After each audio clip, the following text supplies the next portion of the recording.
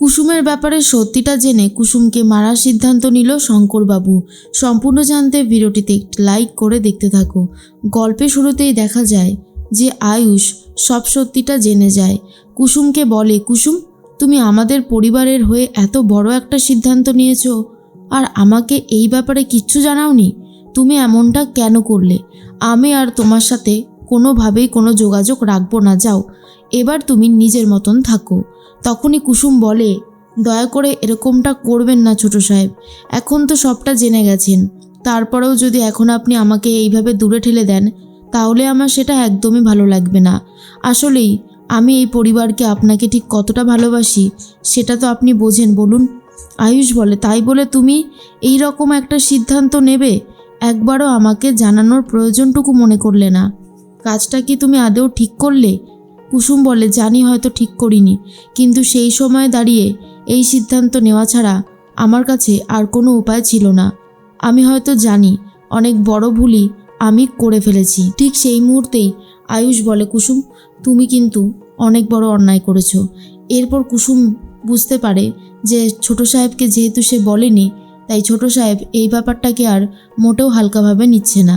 এর মাঝখানেই দেখা যায় কুসুমের বাবার শরীর খুব একটা ভালো না, আর কুসুম তখন তার বাবাকে বিশ্রাম নেওয়ার জন্য অনুরোধ করে। এরপরে ঈশান সাহেবকে বলে, ধন্যবাদ। ঈশান বলে, জাদুকর, তুমি জানো না বন্ধুত্বপূর্ণ সম্পর্কের মাঝখানে নো থ্যাংক ইউ আর নো সরি, এই কথাটা কি তুমি ভুলে গেলে? যাও গিয়ে বাবার সমস্ত সেবা শুশ্রূষা করো। এমনি তো শঙ্কর কাকা ঠিকই আছে, খুব একটা সমস্যা হবে না। অন্যদিকে দেখা যায় যে আয়ুষ কোনোভাবেই আর কুসুমকে ক্ষমা করতে পারে না। এরপরে ঈশান বলে, ভাইদা, তুই আর এই ব্যাপারটাকে এত দূর নিয়ে যাস না, ব্যাপারটাকে এখানেই ক্লোজ কর না। আমার মনে হয় এই ব্যাপারটাকে বেশি দূর এগিয়ে নিয়ে গেলে তোর বা জাদুকর কারোর জন্যই খুব একটা ভালো হবে না। তুই বুঝতে পারছিস তো আমি কেন এই কথাটা বলছি? এরপর আয়ুষ খুব ভালো মতন বুঝতে পারে। তখন কুসুম বলে, ছোট সাহেব, আমি জানি আপনার রাগ এত সহজে ভাঙানো যাবে না। আপনি যে রাগ করেছেন সেটা আমি খুব ভালো মতন বুঝতে পারছি। তখনই আয়ুষ বলে, সেটাই কি স্বাভাবিক নয়?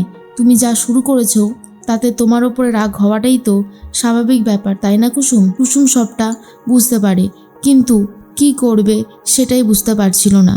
কিন্তু আয়ুষ ভাবে ঝামেলা বাড়িয়ে কোনো লাভ নেই। আর এর মাঝখানেই আয়ুষের সাথে কুসুমের যে সম্পর্কটা সেটা দেখতে চলেছে শঙ্করবাবু। শঙ্করবাবু ঘুমের মাঝখানে উঠে আয়ুষ আর কুসুমকে এমন অবস্থায় দেখে যা হয়তো তার দেখার কথা ছিল না। আয়ুষ কুসুমকে জড়িয়ে ধরেছে, এমনটাই দেখে নেয় শঙ্করবাবু।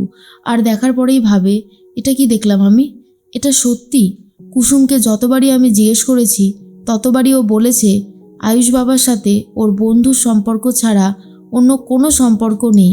তার মানে কুসুম আমাকে দিনের পর দিন মিথ্যে কথা বলেছে, কাজটা ও মোটেও ঠিক করেনি। এই রকম ভাবে চলতে পারে না। কুসুমকে নিজের হাতে শেষ করবে বলে ঠিক করে শঙ্করবাবু। এরপরের দিন সকালবেলায় ঘরে কেউ ছিল না।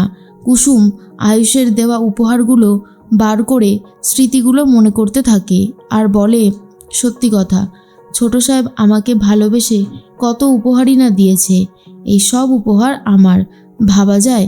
এই বলেই বারবার করে দেখে আর বলে, আপনি যে সব কিছু মেনে নেবেন আর যে আমার ওপর রাগ করবেন না, এটাই আমার কাছে অনেক বড় একটা পাওয়া।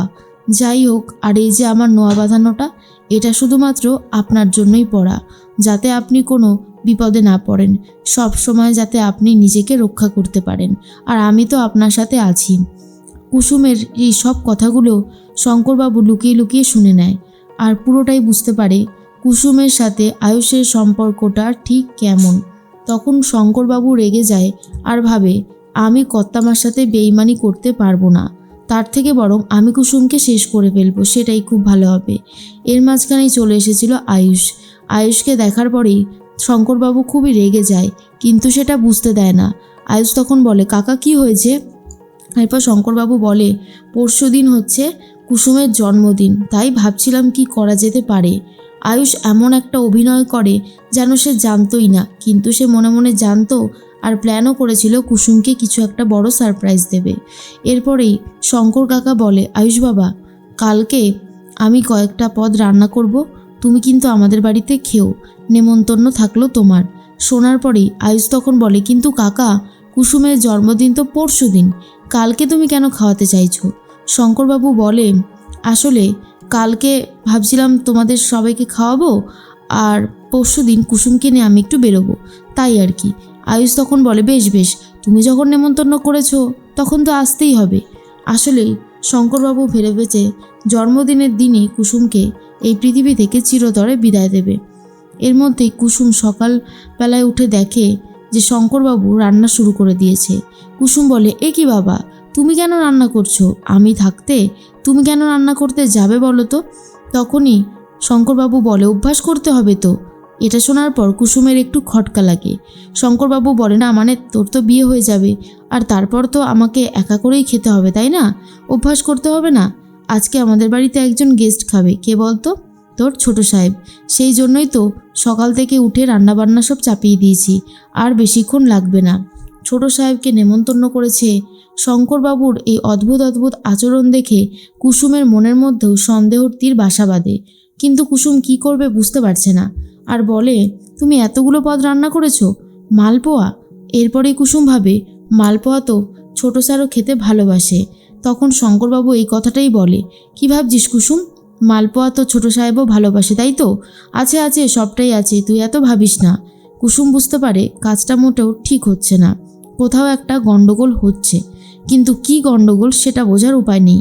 সকাল হতে তো ইন্দ্রাণী রান্না শুরু করে দিয়েছে, আর তখনই আয়ুষের জন্য রান্না করতে থাকে তাল পায়েস। আর এরপরে আয়ুষ বলে, এই রে, মাকে আজকে রান্না করতে হলো।